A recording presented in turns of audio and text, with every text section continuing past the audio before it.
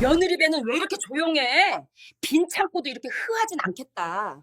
네 집안은 씨가 마른 건가 봐.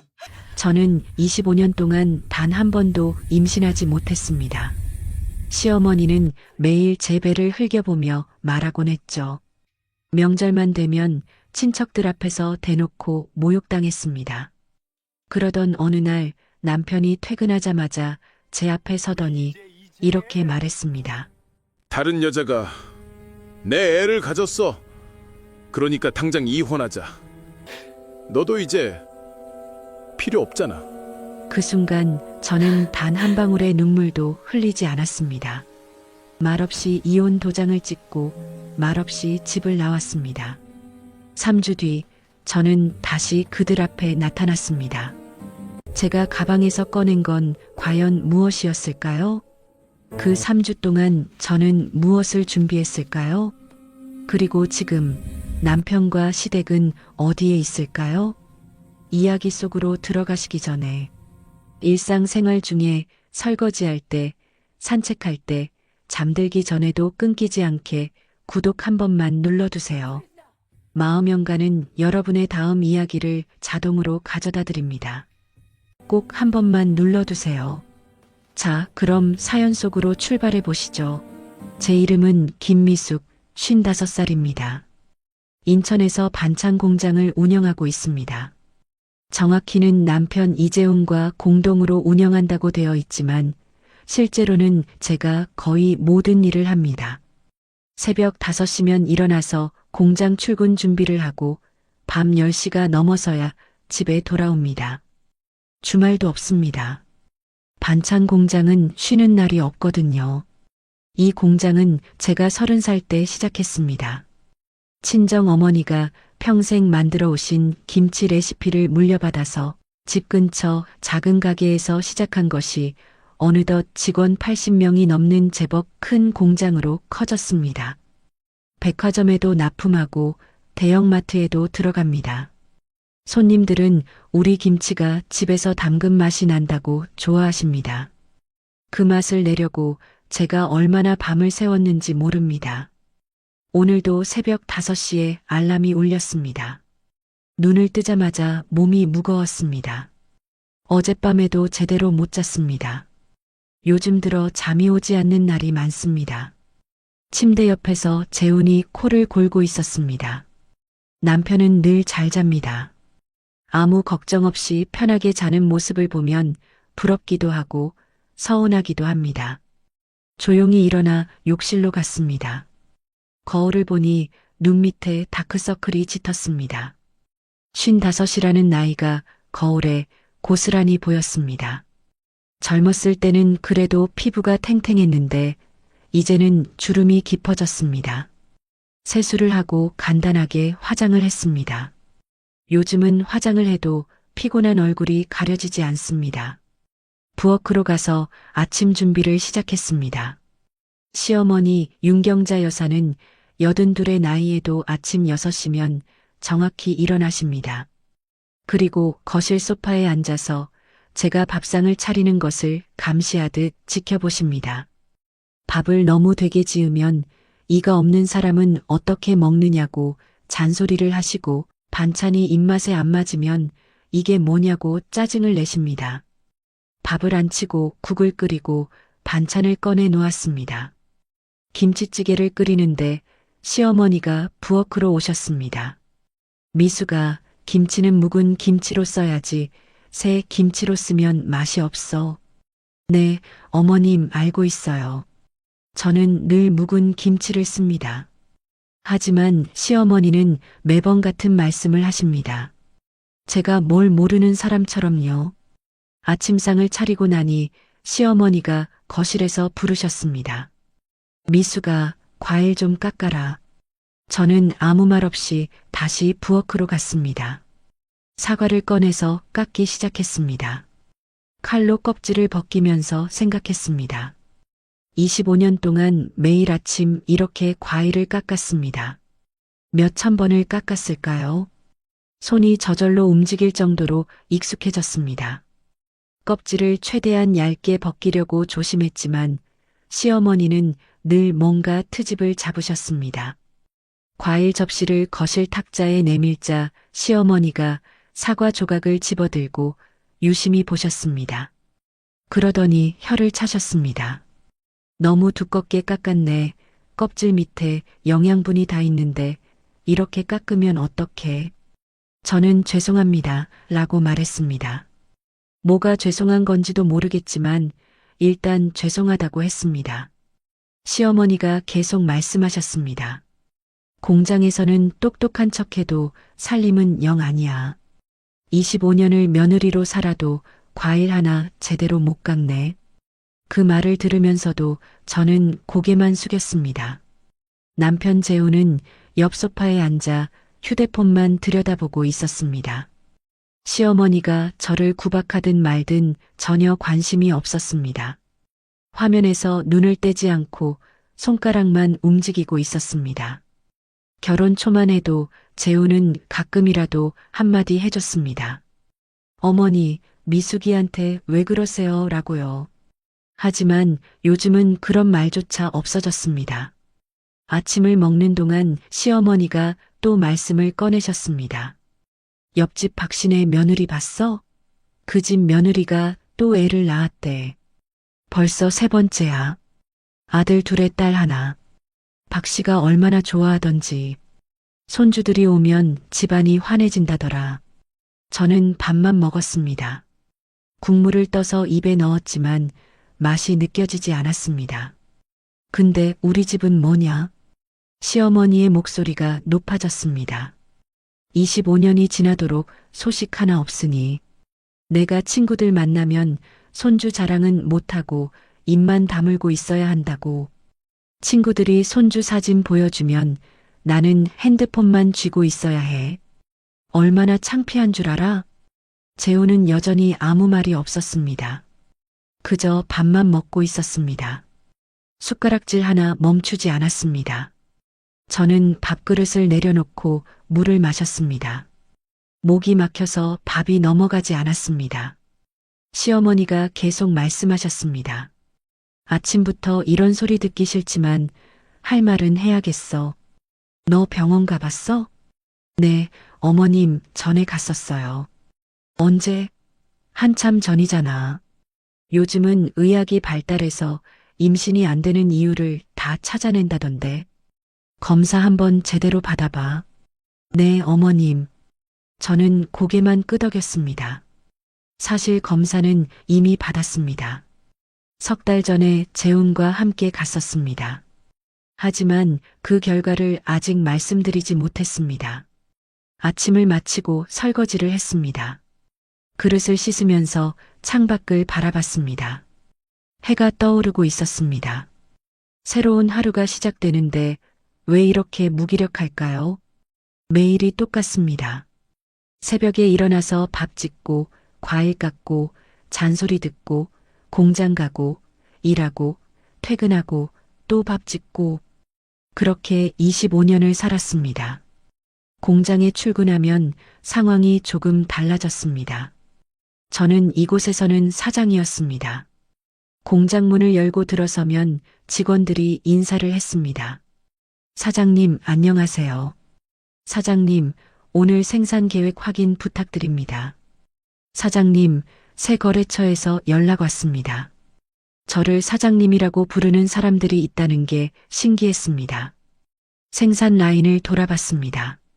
김치 라인에서는 배추를 절이고 있었고 반찬 라인에서는 볶음 반찬을 만들고 있었습니다. 위생복을 입은 직원들이 분주하게 움직이고 있었습니다. 저는 한 직원에게 다가가서 맛을 확인했습니다. 간이 어때요?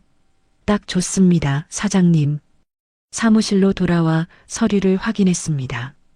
이번 달 매출 보고서, 다음 달 생산 계획, 신규 거래처 제안서. 책상 위에 서류가 쌓여 있었습니다. 하나하나 읽으면서 결제 도장을 찍었습니다. 이 도장 하나에 직원 80명의 월급이 걸려 있습니다. 그 책임감이 무겁게 느껴졌습니다. 점심시간이 되자 직원 식당에서 밥을 먹었습니다. 직원들과 함께 앉아서 먹는데 옆 테이블에서 젊은 직원들이 얘기하는 소리가 들렸습니다.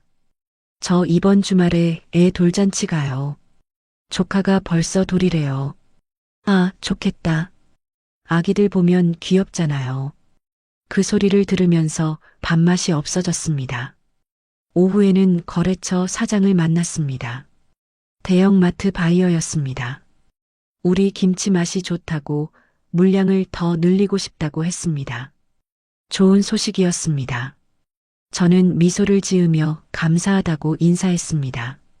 바이어가 물었습니다. 사장님, 자녀분은 몇이세요? 아, 저는 자녀가 없어요. 바이어의 표정이 살짝 굳었습니다. 아, 그러시구나. 요즘 젊은 분들은 애 안 낳으려고 하더라고요. 자유롭게 살고 싶어서요. 저는 젊은 분이 아니고 안 낳은 게 아니라 못 낳은 건데 그 말은 하지 않았습니다. 그냥 웃으며 고개를 끄덕였습니다. 저녁 무렵 퇴근했습니다. 집으로 가는 길 차를 운전하면서 라디오를 켰습니다. 저녁 프로그램에서 사연을 읽고 있었습니다. 결혼 30년 된 부부의 이야기였습니다. 세 자녀를 키우며 힘들었지만 행복했다는 내용이었습니다. 저는 라디오를 껐습니다. 듣고 싶지 않았습니다. 집에 도착했습니다. 현관문을 열고 들어서자마자 시어머니의 목소리가 들렸습니다. 미수가 빨래 좀 걷어. 오늘 날씨 좋았는데 왜 이제 들어와? 저는 가방을 내려놓고 베란다로 갔습니다. 빨래를 걷으면서 창밖을 바라봤습니다. 저 멀리 인천 바다가 보였습니다. 석양이 지고 있었습니다. 아름다웠습니다. 하지만 마음은 공허했습니다. 저녁을 준비했습니다. 냉장고를 열고 재료를 꺼냈습니다. 오늘은 뭘 해야 하나 생각하다가 된장찌개를 끓이기로 했습니다. 시어머니가 좋아하시는 메뉴였습니다. 두부를 썰고 파를 썰고 국물을 냈습니다. 그 사이 재훈이 퇴근해서 들어왔습니다. 재훈은 소파에 앉자마자 텔레비전을 켰습니다. 야구 중계가 나오고 있었습니다. 저는 부엌에서 저녁을 마저 준비했습니다. 밥상을 차리면서 재훈을 쳐다봤습니다. 요즘 재훈은 집에 늦게 들어오는 날이 많았습니다. 오늘은 일찍 왔지만 어제는 밤 11시가 넘어서 들어왔습니다. 거래처 미팅이 있었다고 했습니다. 저녁 식사를 시작했습니다. 3명이 밥상에 둘러앉았습니다. 시어머니, 재훈, 그리고 저. 조용했습니다. 숟가락 부딪히는 소리만 났습니다. 시어머니가 국을 한술 뜨시더니 말씀하셨습니다. 오늘 텔레비전에서 봤는데 요즘은 40살이 넘어도 애를 낳는데 의학이 발달해서 그런가 봐. 저는 밥을 먹는 척했습니다. 시어머니가 계속 말씀하셨습니다. 우리 며느리도 병원 좀 다녀봐. 돈은 내가 댈 테니까. 검사라도 제대로 받아보라고. 네, 어머님. 제 대답은 늘 똑같았습니다. 네, 어머님. 알겠습니다, 어머님. 그렇게 하겠습니다, 어머님. 식사를 마치고 설거지를 했습니다. 그릇을 씻으면서 눈물이 났습니다. 왜 우는지도 잘 모르겠습니다. 슬퍼서인지, 억울해서인지, 지쳐서인지, 수돗물 소리에 묻혀서 조용히 울었습니다. 눈물을 닦고 거실로 나왔을 때는 아무렇지 않은 얼굴로 돌아와 있었습니다. 밤이 됐습니다. 샤워를 하고 침대에 누웠습니다. 재훈은 이미 먼저 누워 있었습니다. 휴대폰을 보고 있었습니다. 저는 천장을 바라봤습니다. 25년, 이 세월이 어떻게 흘러갔는지 모르겠습니다. 행복했던 적이 있었나 싶었습니다. 결혼 초에는 행복했습니다. 하지만 아이가 없다는 이유로 저는 점점 투명 인간이 됐습니다. 그렇게 하루가 또 지나갔습니다. 그날은 특별할 것 없는 평범한 날이었습니다. 공장에서 신제품 회의를 마치고 오후 5시쯤 퇴근했습니다. 집으로 가는 길에 우편함을 확인했습니다. 청구서 몇 장과 함께 병원 봉투가 들어 있었습니다. 한국대학병원이라고 적혀 있었습니다. 심장이 두근거렸습니다. 3달 전이었습니다. 시어머니의 성화가 워낙 심해서 재훈에게 병원에 가자고 졸랐습니다. 처음에 재훈은 시큰둥했습니다. 뭘 그런 걸 검사까지 받냐고 그냥 시간이 지나면 되는 거 아니냐고 했습니다. 하지만 제가 계속 설득해서 결국 함께 병원에 갔었습니다. 난임 검사였습니다. 봉투를 들고 현관문을 열었습니다. 집안은 조용했습니다. 재훈은 아직 퇴근 전이었고 시어머니는 안방에서 낮잠을 주무시는 것 같았습니다. 저는 거실 소파에 앉았습니다. 봉투를 무릎 위에 올려놓고 한참을 망설였습니다. 솔직히 무서웠습니다. 만약 제게 문제가 있다면 어떻게 하죠? 시어머니한테 무슨 소리를 들을지 뻔했습니다. 그것 봐라. 내가 뭘 했어. 너한테 문제가 있었던 거야. 벌써부터 그 목소리가 귓가에 맴도는 것 같았습니다. 하지만 언제까지고 피할 수는 없었습니다. 저는 떨리는 손으로 봉투를 뜯었습니다. 검사 결과지 2장이 나왔습니다. 한 장은 제 이름 김미숙, 한 장은 재훈 이름 이재훈이라고 적혀 있었습니다. 먼저 제 결과지를 펼쳤습니다. 천천히 읽어 내려갔습니다. 김미숙, 검사 결과 정상, 자궁 및 난소 기능 양호, 자연 임신 가능. 글자 하나하나를 다시 읽었습니다. 정상, 양호, 가능. 휴, 안도의 한숨이 나왔습니다. 일단 제게는 문제가 없었습니다. 가슴을 쓸어내렸습니다. 그런데 잠깐 이상했습니다. 제게 문제가 없다면 왜 25년 동안 아이가 없었을까요? 결혼 첫 해부터 피임을 한 적이 없었습니다. 자연스럽게 아이가 생기기를 기다렸습니다. 하지만 1년이 지나고 2년이 지나고 5년, 10년, 25년이 지나도 임신 소식은 없었습니다. 손이 떨렸지만 재훈의 결과지를 집어들었습니다. 천천히 펼쳤습니다. 눈이 글자 위를 훑었습니다. 이재훈, 폐쇄성 무정자증, 정자수 측정 불가, 자연 임신 불가능. 세상이 멈춘 것 같았습니다. 글자들이 눈앞에서 뒤죽박죽 춤을 추는 것 같았습니다. 몇 번이고 다시 읽었습니다. 폐쇄성 무정자증, 정자수 측정 불가, 자연 임신 불가능. 의학 용어를 잘 모르지만 불가능이라는 말은 확실히 이해할 수 있었습니다. 재훈은 아이를 가질 수 없는 몸이었습니다. 의학적으로 불가능했습니다. 손에서 힘이 풀려 결과지가 바닥에 떨어졌습니다. 25년 동안 저는 시어머니한테 온갖 모진 소리를 들었습니다. 왜 임신이 안 되냐고, 뱃속이 차가운 거 아니냐고, 몸 관리를 제대로 못하는 거 아니냐고 들었습니다. 명절 때마다 친척들 앞에서 우리 며느리는 뱃속이 텅 비었다는 말을 들었습니다. 그 말을 들을 때마다 고개를 숙이고 참았습니다. 병원도 다녔습니다. 한의원도 갔습니다. 몸에 좋다는 약을 먹었고 따뜻한 차를 마셨습니다. 운동도 했고 식단도 조절했습니다. 제 몸이 문제일 거라고 생각하고 온갖 노력을 다했습니다. 하지만 전부 헛수고였습니다. 문제는 제가 아니었습니다. 처음엔 억울함이 치밀어 올랐습니다. 그동안 받은 구박이 주마등처럼 스쳐 지나갔습니다. 시어머니가 친구들 앞에서 손주 자랑 못한다고 한숨 쉬던 모습, 시숙모가 병원 가봤냐고 물어보던 모습, 친척들이 제 배만 쳐다보던 시선. 그 모든 게 제 잘못이 아니었습니다. 당장 시어머니 앞에 이 종이를 들이밀고 싶었습니다. 보세요. 문제는 저한테 있는 게 아니에요. 하지만 곧 재혼 생각이 났습니다. 남편은 자존심이 센 사람입니다. 공장에서도 본인이 능력으로 부사장 자리에 올랐다고 믿고 있었습니다. 사실은 제가 결혼하면서 자리를 만들어준 건데 재훈은 그걸 인정하려 들지 않았습니다. 회의 때마다 제가 내린 결정을 본인이 한 것처럼 말했고 성과가 나면 본인 공으로 돌렸습니다.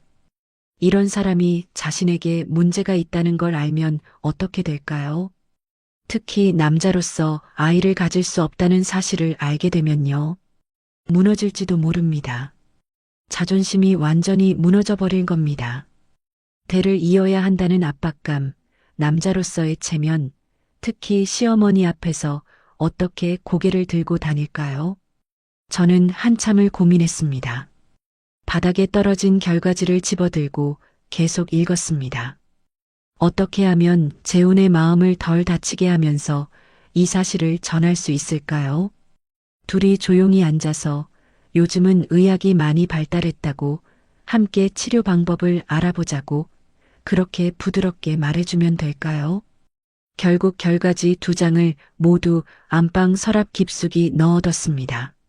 서랍 맨 밑에 옷가지들 사이에 숨겨놨습니다. 일단 오늘은 말하지 말자고 생각했습니다. 적절한 때를 봐서 재훈이 충격을 덜 받을 수 있게 조심스럽게 꺼내자고요. 그게 남편을 위한 배려라고 생각했습니다. 지금 생각해보면 그때 바로 말했어야 했습니다. 며칠이 지났습니다. 저는 평소처럼 생활했습니다. 새벽에 일어나서 밥 짓고 공장 가고 일하고 퇴근하고 저녁 준비하고 하지만 마음 한구석이 무거웠습니다. 재훈을 볼 때마다 검사 결과지가 떠올랐습니다. 이 사람은 자기가 무정자증인 줄 모릅니다. 저만 알고 있습니다. 주말이 됐습니다. 저녁 식사 자리에서 시어머니가 또 말씀을 꺼내셨습니다. 미수가 요즘 속이 좀 어떠냐?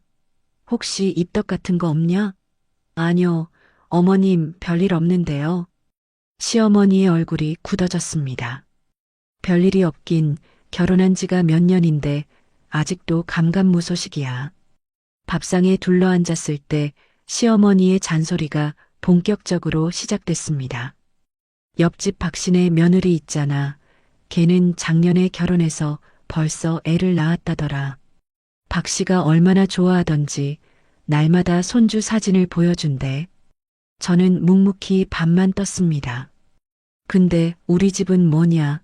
25년이 지나도록 소식이 없으니 내가 친구들 만나면 손주 자랑할 게 없어서 입을 다물고 있어야 한다고. 친구들이 손주 사진 보여주면 나는 그냥 보고만 있어야 해. 얼마나 창피한지 알아? 남들이 뭐라고 생각하겠어. 재훈은 옆에서 휴대폰만 만지작거리고 있었습니다. 시어머니가 저를 몰아세워도 한마디 거들지 않았습니다. 시숙모 순이가 끼어들었습니다. 옳게, 혹시 병원 가봤어요? 요즘은 검사하면 금방 알 수 있다던데요. 그래. 시어머니가 맞장구를 쳤습니다. 병원 가봐라. 너한테 무슨 문제가 있는 건 아닌지. 저는 숟가락을 꽉 쥐었습니다. 제가 아니라 어머니 아들한테 문제가 있어요. 그 말이 목구멍까지 차올랐습니다. 하지만 재훈을 쳐다봤습니다. 여전히 휴대폰만 들여다보고 있었습니다. 마치 이 대화가 자기와는 상관없다는 듯이요. 저는 꾹 참았습니다. 네, 어머님, 시간 나면 가볼게요. 아직 검사 사실을 시어머니한테 말하지 않았습니다. 결과도 말하지 않았습니다. 시간 나면이 뭐야? 시어머니의 목소리가 높아졌습니다. 당장 가봐. 애 못 낳으면 집안대가 끊기는 거야. 시어머니는 한술 더 떴습니다. 요즘 친구들 모이면 다들 손주 자랑이야. 나만 입 다물고 있으면 얼마나 창피한지 알아? 남들이 뭐라고 생각하겠어? 저는 고개를 숙인 채 밥알만 굴렸습니다. 서랍 속에 있는 그 종이 한 장이 자꾸 떠올랐습니다. 그 순간 재훈이 드디어 입을 열었습니다. 저는 속으로 기대했습니다. 이제 한마디 해주려나. 어머니, 밥 먹을 때는 좀 조용히 하시죠. 하지만 그게 끝이었습니다. 제 편을 들어주는 게 아니라 그냥 시끄러우니까 조용히 하라는 말이었습니다. 저를 향한 위로나 감싸주는 말은 한마디도 없었습니다. 시어머니는 코웃음을 쳤습니다. 그래, 그래. 내 마누라 감싸는 거 보기 좋다. 저는 고개를 숙이고 밥을 먹었습니다. 눈물이 날 것 같아서 꾹 참았습니다. 숟가락을 든 손이 미세하게 떨렸습니다. 밥을 입에 넣었지만 모래를 씹는 것 같았습니다. 맛이 느껴지지 않았습니다. 그저 삼키기만 했습니다. 식사를 마치고 설거지를 했습니다. 그릇을 씻으면서 눈물이 났습니다. 수돗물 소리에 묻혀서 조용히 울었습니다. 왜 우는지도 잘 모르겠습니다. 억울해서인지 슬퍼서인지 지쳐서인지 그냥 눈물이 흘러내렸습니다. 그릇을 다 씻고 나서 손을 닦았습니다. 거울을 봤습니다. 눈이 빨갛게 충혈돼 있었습니다. 찬물로 세수를 했습니다. 눈물 자국을 지웠습니다. 그날 밤 잠이 오지 않았습니다. 누워서 천장을 바라봤습니다. 옆에서 재훈이 코를 골고 있었습니다. 편하게 자고 있었습니다. 아무 걱정 없이요. 저는 서랍이 신경 쓰였습니다.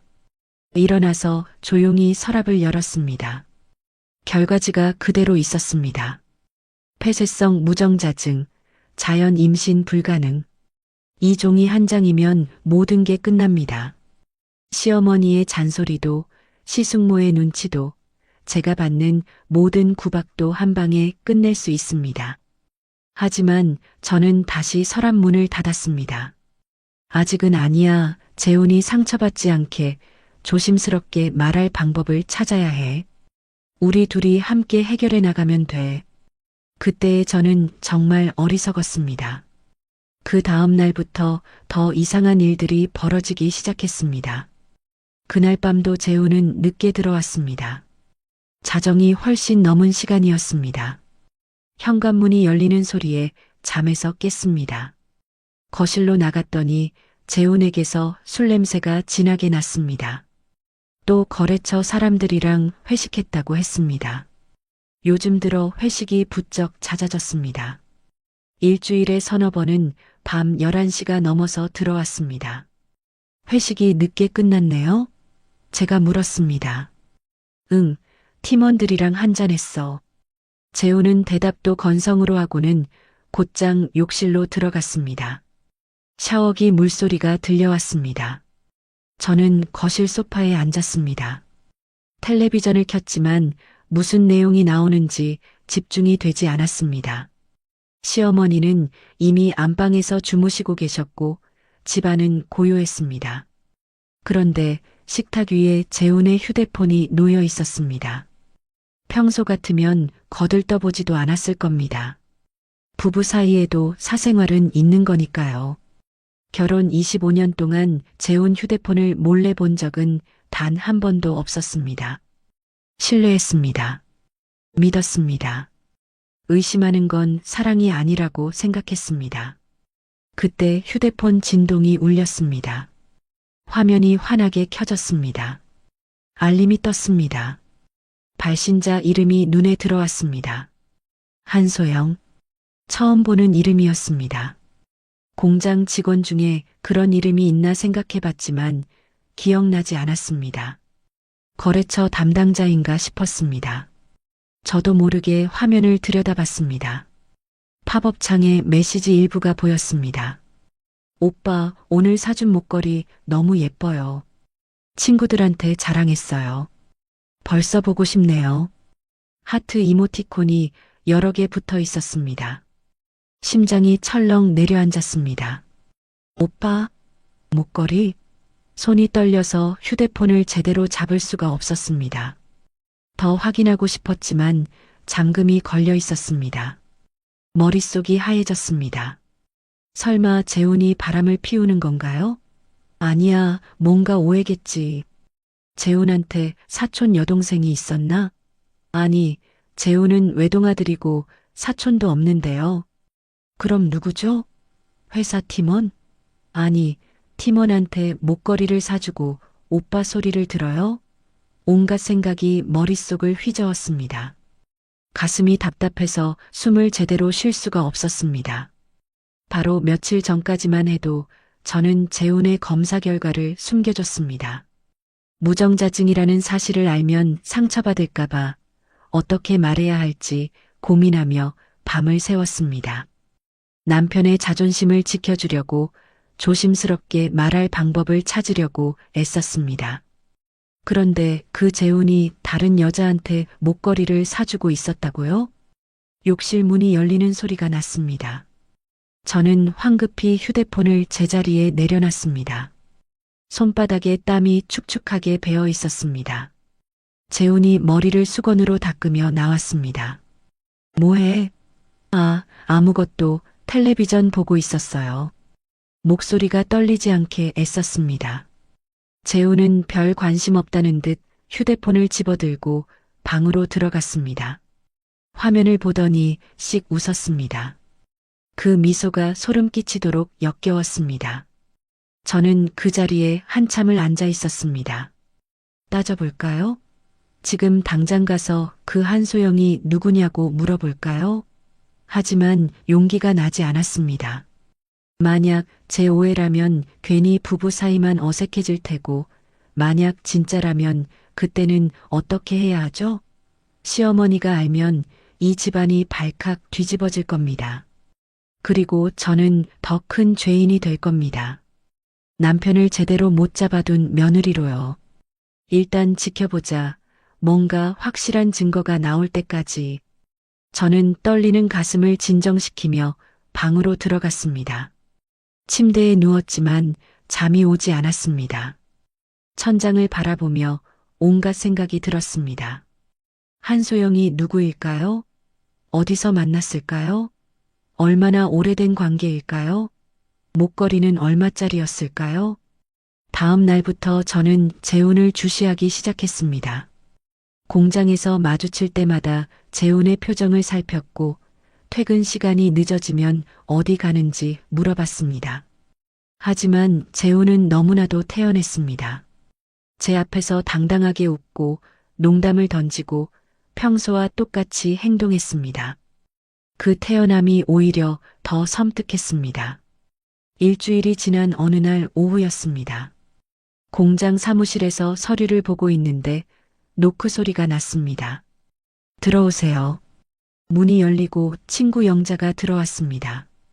박영자, 54살, 제 오랜 친구이자 공장 회계를 맡아주는 회계사입니다. 대학교 동창으로 30년 지기입니다. 세상 물정을 잘 알고 똑 부러지는 성격이라 저는 영자를 믿고 의지했습니다.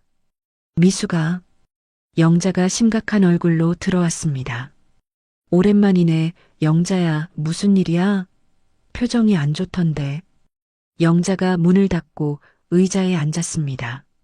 너 요즘 표정이 왜 그래? 무슨 일 있어? 저는 망설였습니다. 말해야 할까요? 아직 확실하지도 않은데. 하지만 영자는 제 오랜 친구였습니다. 누군가한테는 털어놓고 싶었습니다. 저는 조용히 말했습니다. 영자야, 사실은. 그리고 며칠 전 있었던 일을 얘기했습니다. 재훈 휴대폰에서 이상한 문자를 봤다고, 한소영이라는 여자가 목걸이 고맙다고 했다고요. 영자의 얼굴이 굳어졌습니다. 잠시 침묵이 흘렀습니다. 영자가 한숨을 쉬며 말했습니다. 미수가, 그거 위험한데. 확인해 봐야 해. 어떻게요? 증거를 모아. 사진이든 문자든 통화 기록이든. 영자가 진지하게 말했습니다. 미수가, 들어봐. 만약 진짜 바람을 피우는 거라면 지금 당장 대응해야 해. 나중에는 너만 손해야. 특히 재산 문제가 얽히면 복잡해져.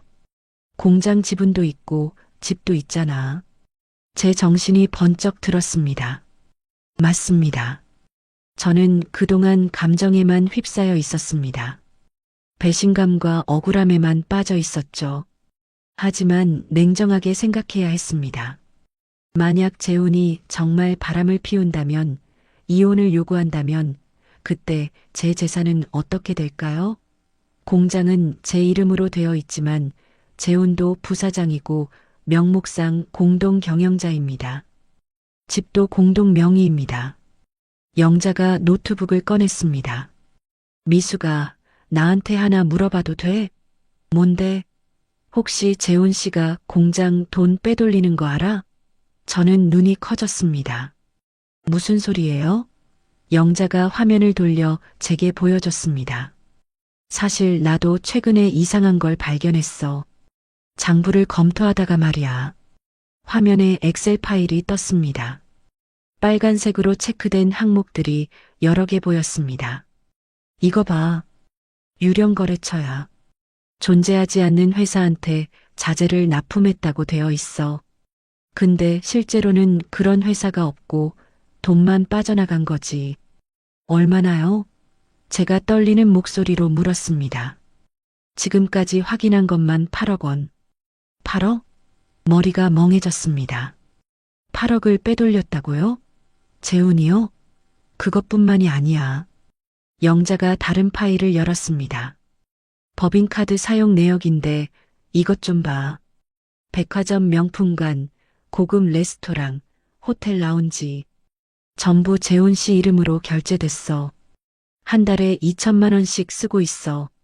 저는 화면을 멍하니 바라봤습니다. 숫자들이 빼곡하게 적혀 있었습니다. 명품 가방 300만 원, 레스토랑 식사 80만 원, 호텔바 120만 원. 날짜를 보니 전부 최근 6개월 사이였습니다. 제가 새벽부터 밤까지 일해서 번 돈을 재훈이 다른 여자한테 쓰고 있었습니다. 목걸이도 사주고 비싼 레스토랑도 가고 호텔바에서 술도 마시고 눈물이 났습니다. 분해서가 아니라 허탈해서였습니다. 25년을 함께 살았습니다. 저는 재훈을 믿었습니다. 가족이니까, 부부니까, 함께 늙어갈 사람이니까 믿었습니다. 하지만 그 믿음은 일방적이었습니다. 재훈은 저를 배신하고 있었습니다. 영자가 제 손을 잡았습니다. 미수가 울지 마. 지금 울 때가 아니야. 영자의 목소리가 단호했습니다. 증거를 모아야 해. 완벽하게. 그래야 나중에 너를 지킬 수 있어. 외도 증거, 횡령 증거 전부 확보해야 해. 재훈 씨가 눈치채면 안 돼. 조용히 철저하게 준비해. 저는 눈물을 닦았습니다. 맞아요. 울면 안 돼요. 지금은 정신을 차려야 할 때였습니다. 어떻게 해야 해요, 영자야? 영자가 구체적으로 설명했습니다. 일단 변호사 선임해. 내가 아는 사람 소개해 줄게. 이혼 전문 변호사야. 그리고 재훈 씨 행적을 기록해.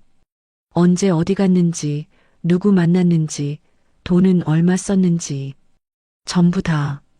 저는 고개를 끄덕였습니다. 알았어요. 그렇게 할게요. 영자가 계속 말했습니다. 그리고 공장 횡령 증거도 더 모아야 해. 유령 거래처 말고도 다른 것들이 있을 수 있어. 재무제표, 통장 내역, 계약서 전부 복사해둬. 나한테 줘. 내가 법적으로 문제없게 정리해 줄게. 저는 영자를 쳐다봤습니다. 고마워요, 영자야. 내가 이 일을 혼자 어떻게 감당했을까요? 천만에. 영자가 제 어깨를 두드렸습니다. 우리 30년 친구잖아. 내가 도와줄게. 끝까지. 그 말에 가슴이 뭉클했습니다. 25년 동안 시댁 식구들한테서는 한 번도 듣지 못한 말이었습니다. 내 편이 되어줄게, 도와줄게, 끝까지. 가족이라는 사람들은 저를 이용만 했는데 친구가 제 편을 들어주고 있었습니다. 그날 밤 집에 돌아왔을 때 재훈은 이미 자고 있었습니다. 코를 골고 있었습니다. 편하게 자고 있었습니다. 저는 조용히 서재로 갔습니다. 서랍을 열어 검사 결과지를 꺼냈습니다. 무정자증, 자연 임신 불가능. 이 종이 한 장이면 재훈의 거짓말을 폭로할 수 있습니다. 하지만 아직은 때가 아니었습니다. 저는 결과지를 복사했습니다. 원본은 다시 서랍에 넣고 복사본은 따로 봉투에 넣어서 숨겼습니다. 언젠가 필요할 날이 올 겁니다. 그때까지 조용히 기다리겠습니다. 조금만 더 기다리자. 완벽한 증거가 모일 때까지.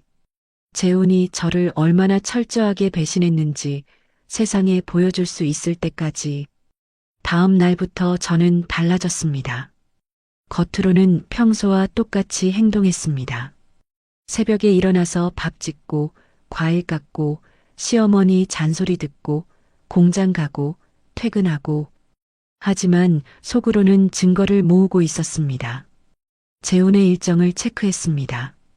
언제 퇴근하는지, 주말에 어디 가는지, 법인카드를 얼마나 쓰는지, 영자가 준 파일을 밤마다 확인했습니다.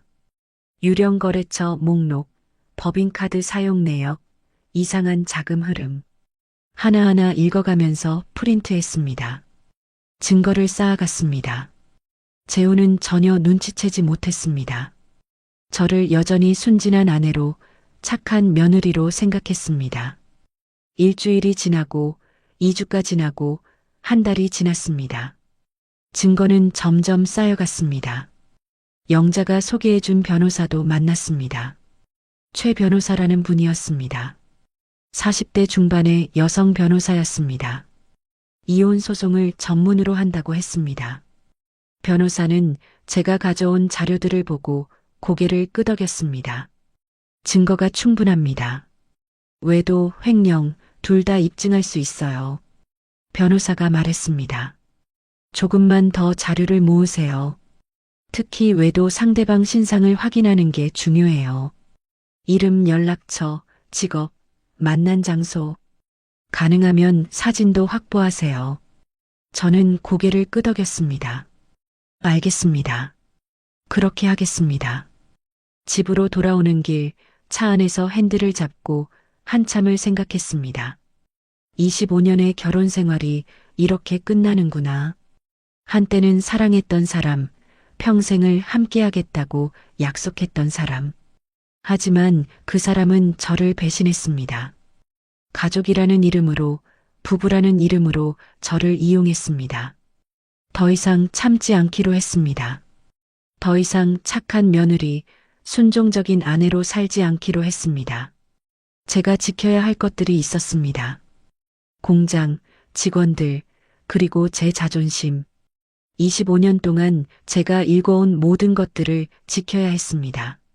저는 시동을 걸고 집으로 향했습니다. 이제 진짜 싸움이 시작됩니다. 그날은 평범한 금요일 퇴근길이었습니다. 공장에서 퇴근해 현관문을 열었을 때 집안 공기가 이상했습니다. 거실에 재훈이 휴대폰도 보지 않은 채 앉아 있었고 시어머니도 방에서 나와 있었습니다. 평소와 다르게 조용하고 팽팽한 분위기였습니다. 미수가 앉아봐. 재훈의 목소리는 결심한 사람처럼 차갑고 단호했습니다. 저는 느릿하게 맞은편 소파에 앉았습니다. 한 달 동안 증거를 모으며 예상했던 순간이었지만 막상 들으려니 심장이 두근거렸습니다. 할 말이 있어. 우리 그만하자. 이혼 통보였습니다. 갑자기 왜요? 제가 뭘 잘못했어요? 저는 일부러 당황한 척 묻자 재훈은 피식 웃었습니다.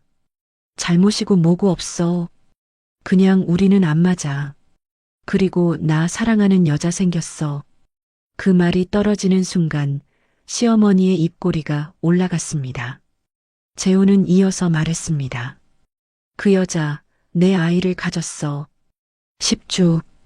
심장이 덜컥 내려앉았지만 감정을 숨겼습니다. 시어머니는 두 손을 쳤습니다. 아이고, 드디어 우리 집안 핏줄 생기는구나. 맞지? 25년 동안 소식 없던 건 내가 문제였던 거야. 저를 내려다보는 표정엔 승리감이 가득했습니다. 모욕을 삼키고 조용히 있자 시어머니가 재촉했습니다. 재훈아, 이혼 서류 빨리 준비해. 새 며느리 들여야지. 애 있을 때 결혼해야 명분도 서고. 재훈은 당연하다는 듯 고개를 끄덕였습니다. 그러다 재훈이 본심을 꺼내기 시작했습니다. 근데 조건이 있어. 위자료는 없어. 대신 공장 지분 30% 내놔. 그 말이 얼마나 어처구니 없는지 알고 있었지만 저는 침착하게 쳐다보았습니다. 지분 30%는 안 됩니다. 그러자 재훈이 소리쳤습니다. 왜 안 돼? 혼인 기간 동안 불어난 재산은 공동 재산이야. 공장 일 내가 도와줬잖아. 25년 동안 공장에서 8억을 횡령해 빼돌린 사람이 지분을 요구하다니 어이가 없었지만 저는 흔들리지 않았습니다. 지분을 나누면 경영권이 흔들려요. 대신 현금으로 드릴게요. 4억. 순간 재훈과 시어머니의 눈빛이 번쩍였습니다. 4억? 네. 자금 만들려면 시간이 필요합니다. 주식 처분하고 현금화하려면 최소 3주. 재훈은 계산에 들어갔고 결국 고개를 끄덕였습니다. 좋아. 3주 뒤에 4억 가져와. 안 가져오면 공장 엎어버릴 거야. 시어머니도 한마디 보탰습니다. 짐은 다음 주까지 싸서 나가. 그리고 돈은 틀림없이 준비해.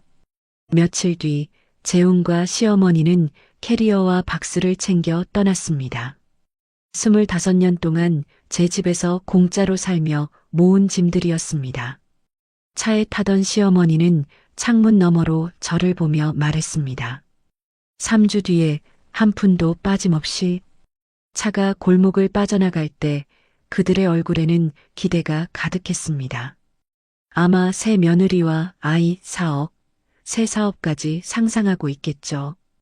그런 표정을 지으며 떠나는 모습을 보며 저는 조용히 입꼬리를 올렸습니다. 집이 조용해지자 저는 서재로 갔습니다. 서랍을 열어 지난 한 달간 모은 증거들을 꺼냈습니다. 공장 자금 횡령 증거, 법인카드 무단 사용 내역, 유령거래처 자료, 내연녀 한소영 신상, 그리고 마지막 한 장, 재훈의 무정자증 검사 결과지. 10주라는 아이, 불가능합니다. 아이는 남의 아이든 거짓 임신이든 곧 드러나게 되어 있습니다. 하지만 아직 말할 때가 아닙니다. 3주의 시간이 필요한 건 돈을 마련하기 위해서가 아니라 모든 죄목을 완벽하게 정리해 터뜨리는 시간입니다. 저는 영자에게 전화했습니다. 영자야, 드디어 나갔어. 시작해도 돼. 영자는 바로 대답했습니다. 알았어. 최 변호사님이랑 내일 만나.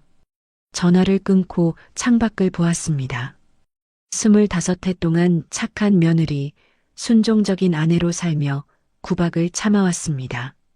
하지만 그 시절은 끝났습니다. 이제는 제가 칼을 쥐고 있습니다. 3주 뒤 재훈은 4억을 받지 못합니다. 대신 횡령 배임외도 사기 허위 임신 모든 죄가 한 번에 터집니다. 시어머니가 손뼉치며 기뻐할 때 지었던 그 얼굴, 재훈이 의기양양하게 말하던 그 표정, 모두 절망으로 뒤바뀌는 순간을 저는 직접 지켜볼 겁니다. 창밖에 어둠이 내려앉았습니다. 저는 조용히 속삭였습니다. 3주면 충분해. 이제 진짜 전쟁이 시작이야. 3주가 시작됐습니다. 첫 번째 주 월요일 아침, 저는 영자와 최 변호사를 시내 조용한 카페에서 만났습니다. 창가 구석에 앉아 가방에서 파일을 꺼냈습니다. 지난 한 달 동안 모은 모든 증거였습니다. 최 변호사가 첫 장을 펼쳤습니다. 횡령 증거부터 볼게요. 유령거래처 15곳, 총 8억 원, 계약서 계좌, 이체 내역 모두 확보돼 있었습니다. 이 정도면 형사고소 가능합니다. 특정경제범죄 가중처벌법으로 갑니다. 영자가 또 다른 서류를 내밀었습니다. 법인카드 사용 내역이에요. 6개월 동안 1억 2천. 백화점 명품 간호텔 라운지 고급 레스토랑. 변호사는 고개를 저었습니다. 전부 개인 소비면 업무상 횡령으로 추가됩니다. 저는 마지막 서류를 꺼냈습니다. 내연녀 정보예요. 이름 한소영, 35세, 전 백화점 직원. 넉 달 전까지 다른 남자와 동거했습니다. 변호사가 계산하듯 말했습니다. 헤어진 지 넉 달, 임신 10주 시기가 너무 정확하네요. 저는 마지막 증거를 꺼냈습니다. 그리고 이게 결정타예요. 재훈의 무정자증 진단서. 최 변호사가 눈을 크게 뜨며 말했습니다. 남편이 자연 임신 불가능한데 내연녀는 남편 아이라고 속이고 있다? 완벽한 사기극이네요. 영자가 물었습니다. 이제 뭐가 더 필요해요? 변호사가 세 손가락을 들었습니다. 둘이 만나는 현장 사진 또는 영상, 임신 관련 대화 녹음, 공장 자금이 내연녀 부동산 구매에 쓰였다는 증거. 이 세 개가 확보되면 법정에서 절대 못 빠져나갑니다. 저는 고개를 끄덕였습니다. 3주 안에 전부 준비하겠습니다. 첫째 주 저는 변호사가 소개해준 사설 탐정을 만났습니다. 사진을 건네며 말했습니다. 이 두 사람이 만나는 장면을 찍어주세요. 탐정은 고개를 끄덕였습니다. 주로 어디서 만납니까? 강남 호텔 라운지예요. 카드 기록 대부분이 거기입니다. 탐정이 떠나고 저는 공장으로 돌아갔습니다. 평소처럼 일했지만 머릿속은 하나였습니다. 완벽. 단 하나의 허점도 없어야 한다. 그날 밤 재훈에게 전화가 왔습니다. 돈 준비 잘 되고 있어? 네, 3주 뒤면 준비됩니다. 그때 뒤에서 들린 여자의 목소리. 오빠, 전화 끊어. 저는 조용히 미소 지었습니다. 둘째 주 탐정에게 연락이 왔습니다. 사진 확보했습니다. 카페에서 노트북을 펼친 탐정은 사진들을 보여줬습니다. 호텔 입구에서 마주치는 모습, 손을 잡고 걷는 모습, 소파에 기대어 얼굴을 맞대고 웃는 모습. 가장 결정적인 장면은 재훈이 한소영의 배를 쓰다듬으며 미소 짓는 사진이었습니다. 탐정은 이어 녹음 파일을 재생했습니다. 소영아, 우리의 이름 뭐로 지을까? 아들이면 재민이, 딸이면 서연이. 꼭 아들이었으면 좋겠어. 우리 집안대를 이어야 하니까.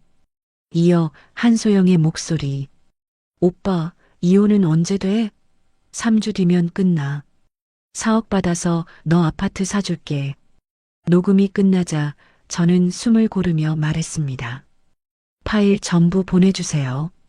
탐정은 종이를 꺼내 건넸습니다. 그리고 전 남자친구도 찾았습니다. 넉 달 전까지 같이 살았고 임신이라고 하며 일방적으로 떠났답니다. 본인 아이가 아니라 확신한다네요. 퍼즐이 완전히 맞춰졌습니다. 한소영은 박민수의 아이를 임신했고 돈과 신분을 위해 재혼을 이용했습니다. 무정자증인 줄 모르는 남자, 돈이 있는 남자 가장 쉬운 표적. 셋째 주 마지막 퍼즐 조각만 남았습니다. 공장 자금이 한소영 명의 부동산으로 흘러들어갔다는 증거. 영자가 장부를 밤새 뒤졌습니다. 그리고 새벽 2시 영자가 소리쳤습니다. 찾았어. 이체 내역 2억 5천만 원, 수취인은 부동산 중개업소, 날짜는 2주 전, 메모 강남 5호동 오피스텔 계약금. 계약자 이름은 한소영. 승인 서명 부사장 이재훈. 회사 돈으로 내연녀 부동산을 산 명백한 배임.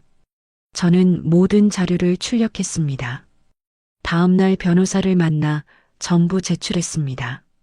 사진, 녹음, 부동산 계약, 횡령 서류, 법인카드 내역, 무정자증 결과, 전 남자친구 증언까지. 변호사가 말했습니다. 완벽합니다. 형사민사이혼 소송 전부 이깁니다. 남편분은 재산 못 받습니다. 오히려 배상해야 해요. 저는 고개를 끄덕였습니다. 고발장 작성해 주세요. 오늘 바로. 3주째 금요일이 됐습니다. 내일이 약속한 날. 재훈은 4억을 받을 거라 확신하고 있겠죠. 시어머니는 새 며느리를 맞을 준비로 들떠 있을 겁니다. 한소영은 오피스텔 열쇠를 기다리고 있겠죠. 하지만 그들이 내일 마주할 것은 돈이 아니라 고발장, 소환장, 그리고 파멸입니다. 재훈에게 문자가 왔습니다. 내일 오전 10시 변호사 사무실에서 보자. 돈 준비 다 했지? 저는 답장을 보냈습니다. 네, 준비 다 됐어요. 내일 봬요. 정말 준비되어 있습니다. 그들이 상상도 못한 방식으로요. 이제 끝입니다. 25회의 거짓과 배신, 내일 모두 무너집니다. 약속한 날이 밝았다. 토요일 아침, 저는 평소보다 일찍 일어났다. 샤워를 하고 검은 재킷과 흰 블라우스, 가장 격식 있는 옷을 골랐다. 결혼식 날 바르고 다시는 쓰지 않았던 레드 립스틱을 바르고 거울을 바라봤다. 55, 25년을 참고 살았던 여자. 그러나 오늘은 달랐다. 오늘은 끝을 내는 날이었다. 가방에는 증거 파일 12권. 무게는 무거웠지만 마음은 가벼웠다. 변호사 사무실에 도착하니 최 변호사가 서류 세트를 회의실 테이블에 정리해 두고 있었다. 고소장, 증거, 녹취록, 사진 모두 준비되어 있었다. 10시 정각 문이 열렸다. 재훈이 들어왔고 시어머니와 한소영도 함께였다. 재훈이 여유롭게 웃었다. 왔네. 돈 준비했지? 시어머니는 벌써 승리를 확신한 표정이었다. 임신 14주쯤 된 배를 내밀고 들어온 한소영은 저를 보며 코웃음까지 쳤다. 재훈이 이혼 동의서를 테이블에 펼쳤다. 서명만 하면 돼. 계좌번호 알려줘. 바로 4억 넣을게. 저는 가방을 열었지만 통장 대신 두꺼운 봉투를 꺼냈다. 4억 대신 이걸 가져왔어요. 봉투가 테이블에 크게 내려앉았다. 재훈이 첫 장을 읽는 순간 얼굴이 하얗게 식었다. 이게 뭐야? 민사소송장이에요. 당신과 시어머니가 3년간 공장에서 빼돌린 8억 반환 청구입니다. 두 번째 장, 형사고소장, 특경법 위반, 횡령, 배임. 어제 검찰 접수 완료됐어요. 회의실의 공기가 얼어붙었다. 재훈이 벌떡 일어나 소리쳤다. 미쳤어? 너 지금 뭐하는? 남편 아니에요. 저는 잘났다. 어제 이혼 신고했어요. 우리는 법적으로 남남이고 당신 어머니도 더는 가족 아닙니다. 시어머니가 욕을 하며 자리에서 벌떡 일어나자 저는 또 다른 서류를 꺼냈다. 그리고 이건 결정적인 증거. 재훈 앞에 던진 무정자증 진단서. 재훈의 입에서 신음 같은 소리가 새어나왔다. 자연 임신 불가능. 저는 차분히 말했다. 문제는 저도 아니고 당신도 검사로 확인했죠. 재훈이 고개를 천천히 돌려 한소영을 봤다. 소영아, 이게 무슨 말이야? 한소영의 얼굴이 순식간에 창백해졌다. 나한테 임신했다고 했잖아. 내 아이라며. 한소영이 비명처럼 외쳤다. 오빠가 돈 많다며. 아파트 사준다며. 난 그 말 믿은 거야. 저는 마지막 한마디를 던졌다. 박민수, 넉 달 전까지 살던 남자친구. 병원 검사 요구하니까 도망갔죠? 그 아이, 그 사람 아이 아닌가요? 두 사람은 서로 멱살을 잡고 소리를 질렀다. 사기꾼, 내가 먼저 속였잖아. 시어머니는 비명을 지르며 두 사람을 말렸다. 회의실은 아수라장이 되었다. 최 변호사가 조용히 말했다. 이만 나가시죠. 검찰 조사 일정 나오면 연락드리겠습니다. 저는 테이블에서 서류 가방을 들고 회의실을 나왔다. 문이 닫히며 싸우는 소리가 차단됐다. 밖으로 나오자 봄 햇살이 따뜻했다. 차 안에서 한동안 핸들을 잡고 앉아 있었다. 눈물이 흘렀다. 슬퍼서가 아니라 후련해서였다. 25년의 고통이 끝났다. 공장으로 향했다. 토요일이라 한산했지만 생산 라인은 돌아가고 있었다. 영자가 기다리고 있었다. 어떻게 됐어? 끝났어. 지금 서로 싸우고 있을 거야. 영자가 웃었다. 사기꾼들끼리 속이고. 맞아. 이제 검찰 수사 들어가. 재우는 횡령과 배임으로, 시어머니는 공범으로. 창밖을 보니 마당에서 트럭이 물건을 싣고 직원들이 분주히 움직이고 있었다. 이 공장, 이제 제대로 지킬 수 있을 것 같아. 영자가 물었다. 앞으로 뭐 할 거야? 재훈이 만든 유령거래처 정리하고 횡령당한 돈 추징하고 일 시작해야지. 같이 하자. 영자가 말했다. 저는 미소 지었다. 끝까지 함께 해줘. 그날 밤 텅 빈 집으로 돌아왔다. 그러나 조용함이 외롭지 않았다. 오히려 평온했다. 소파에 앉아 TV를 켰다. 봄 날씨 소식이 나왔다. 내일은 화창하다고 했다. 휴대폰이 울렸다. 최 변호사의 문자. 검찰에서 다음 주 월요일 재훈 씨 소환입니다. 조사 들어갑니다. 저는 단 한 줄로 답했다. 네, 감사합니다. 모든 것이 무너졌고 동시에 모든 것이 다시 시작되고 있었다. 다음 주 월요일 재훈이 검찰 조사를 받았다. 영자가 알려왔다.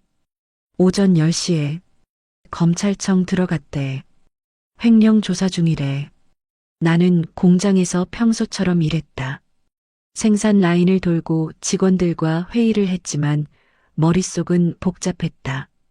오후 3시 최 변호사에게서 전화가 왔다. 대표님, 조사 끝났습니다. 재훈 씨 전부 시인했습니다. 횡령 8억, 법인카드 남용 1억 2천, 배임 2억 5천. 증거가 너무 확실해서 부인 못했어요. 구속영장 청구 들어갑니다. 나는 짧게 대답했다.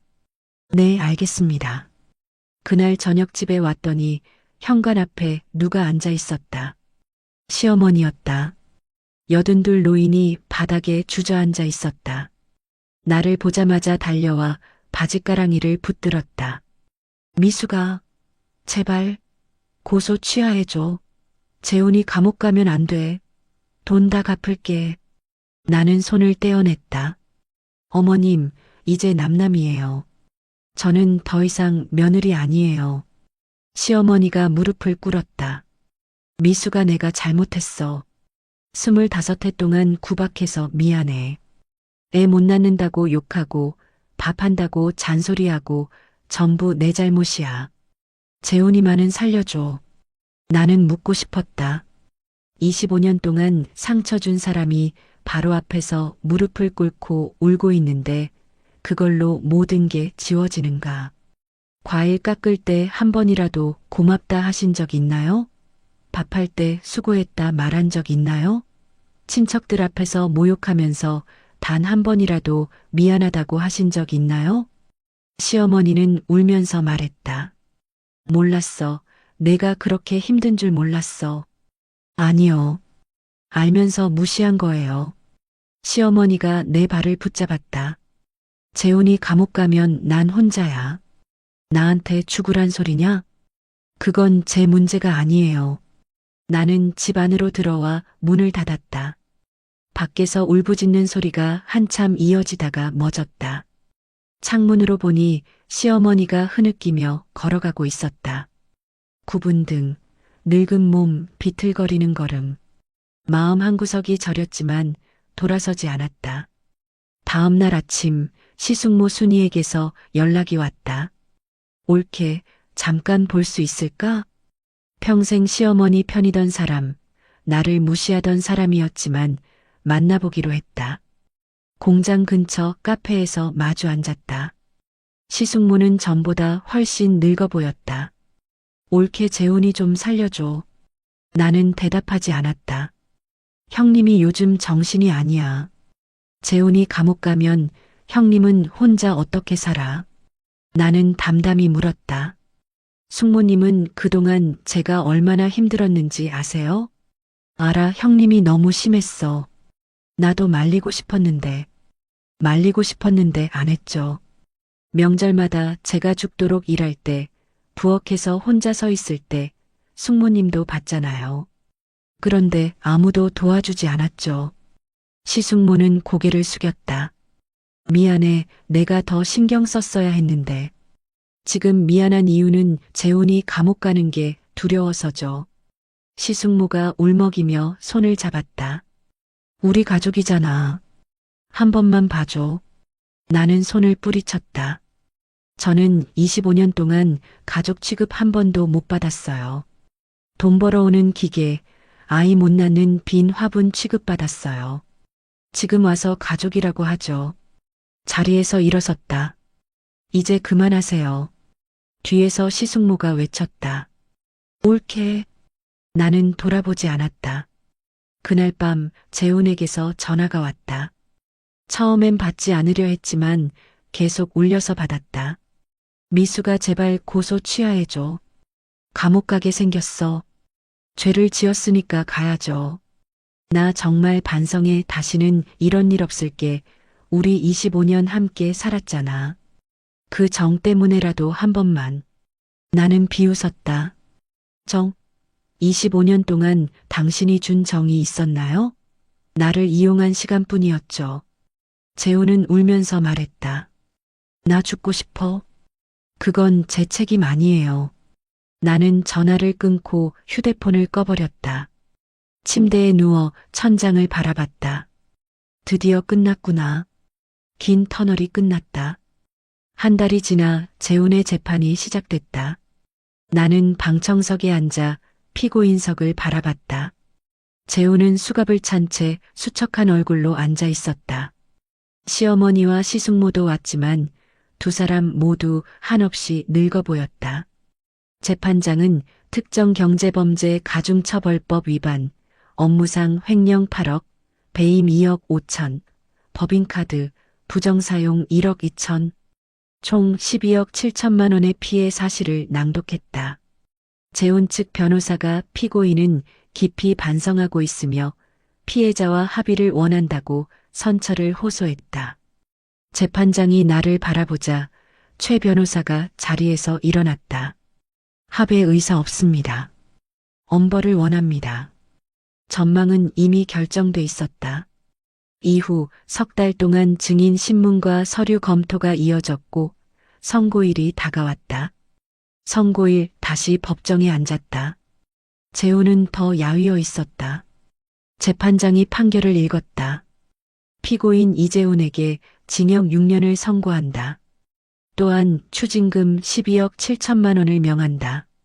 시어머니가 비명을 지르며 쓰러졌고 시숙모가 부축했다. 구급대원이 들어왔고 법정은 소란스러워졌지만 나는 가까이 가지 않았다. 재훈은 뒤돌아보지 못한 채 끌려나갔다. 법정을 나서자 여름 햇살이 눈부셨다. 변호사는 이제 추징금 회수 절차가 진행될 것이라고 말했다. 다음 주 재훈의 재산이 압류됐다.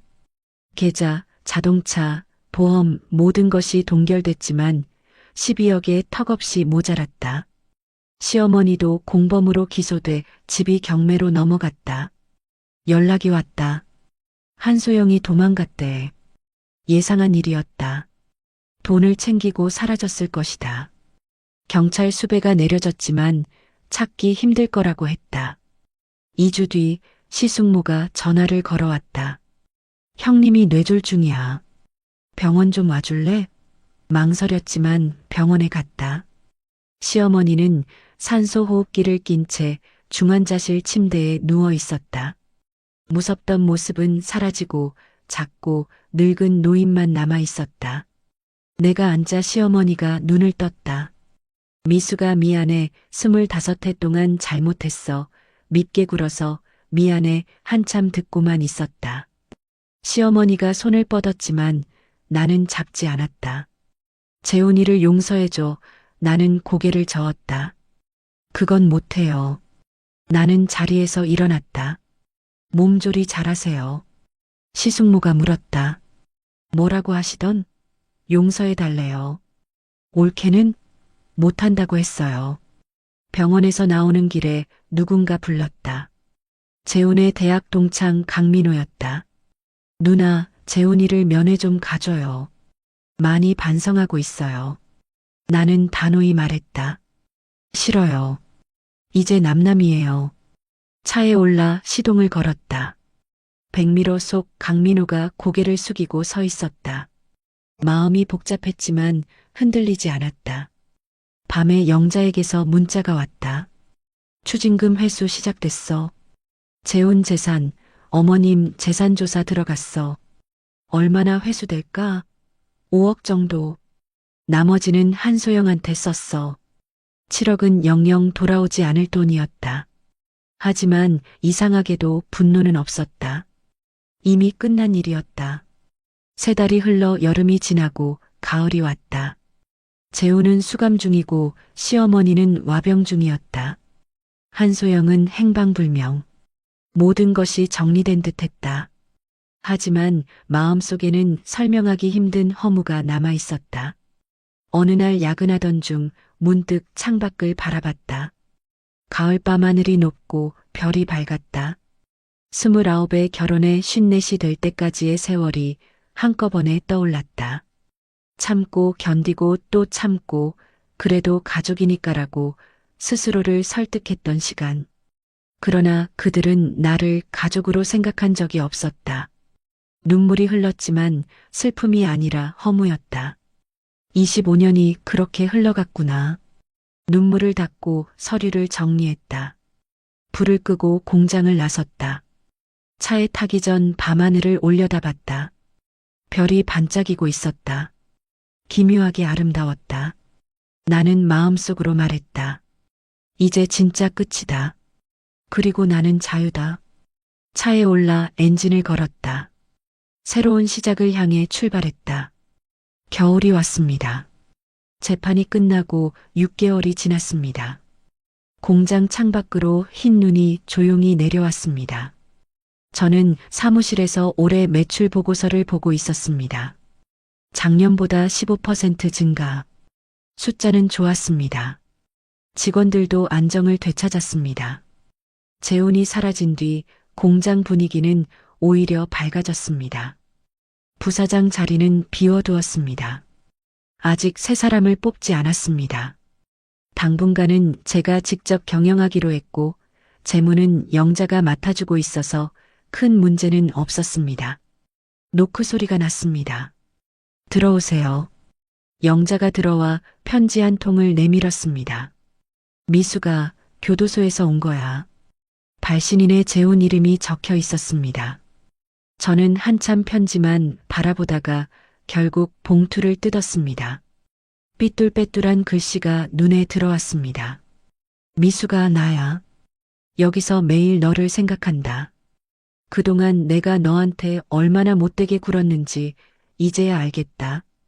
공장 키우고 집안일하고 우리 엄마 모시고 넌 25년 동안 헌신했는데 나는 널 무시하고 이용하고 배신했다. 바람 피우고 돈 빼돌리고 진짜 쓰레기였다. 미안하다. 진심으로 미안하다.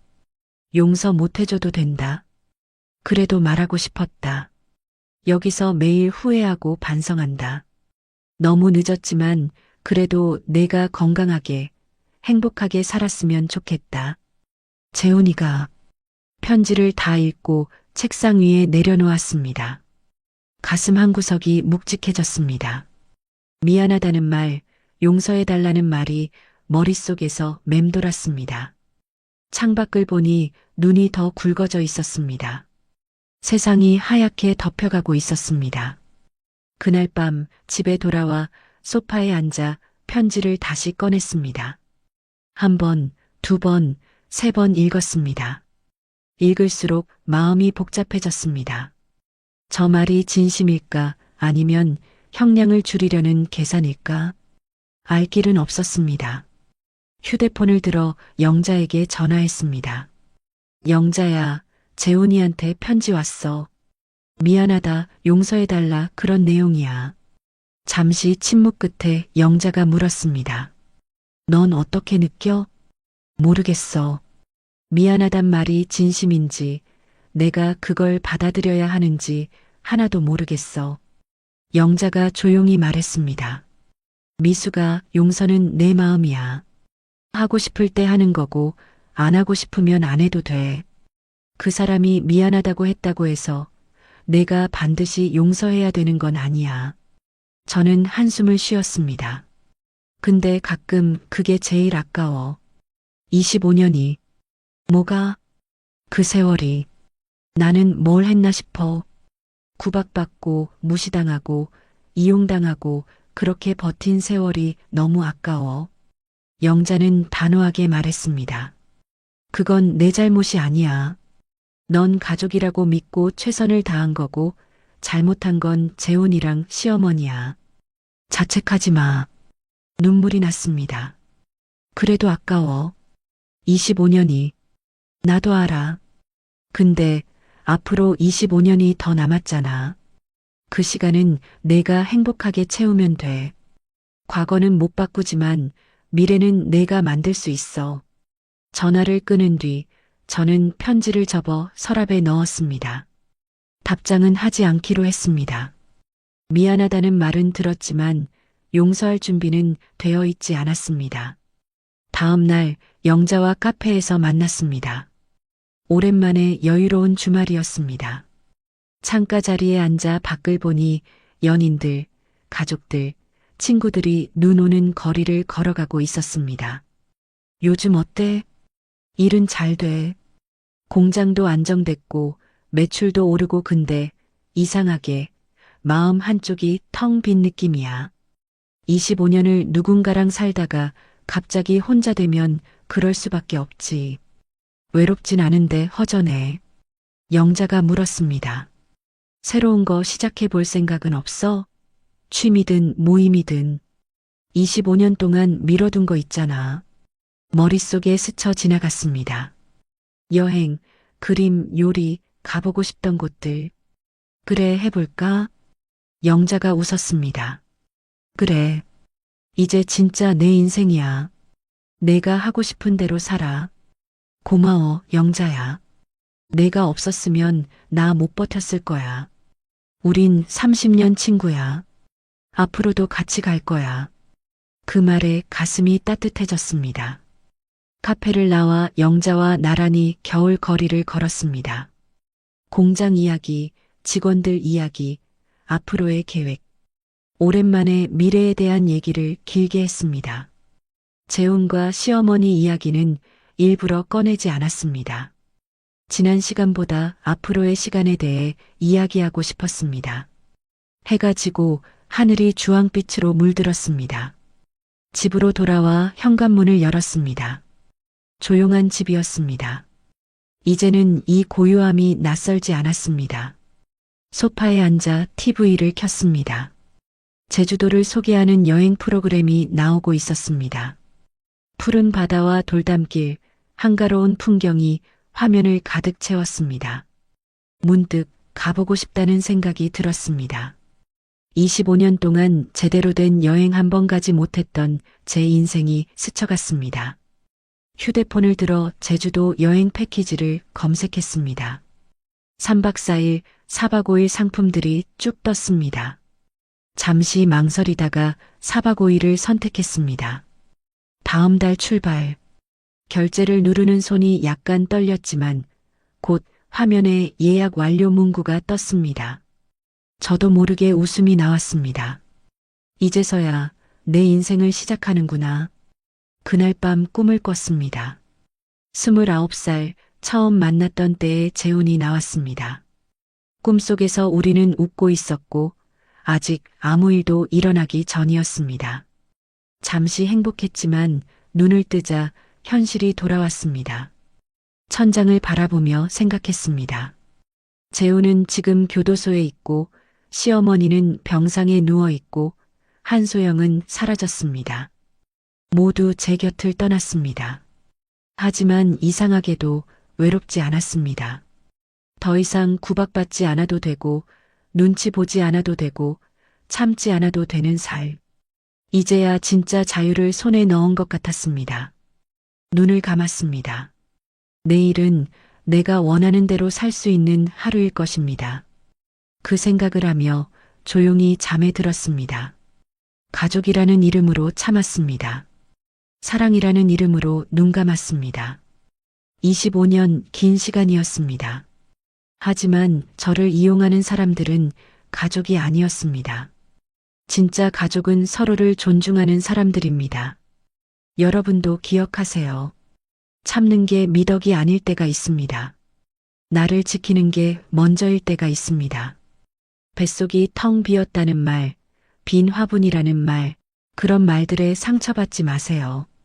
당신은 충분히 소중한 사람이니까요. 저는 이제 자유롭습니다. 혼자이지만 외롭지 않습니다.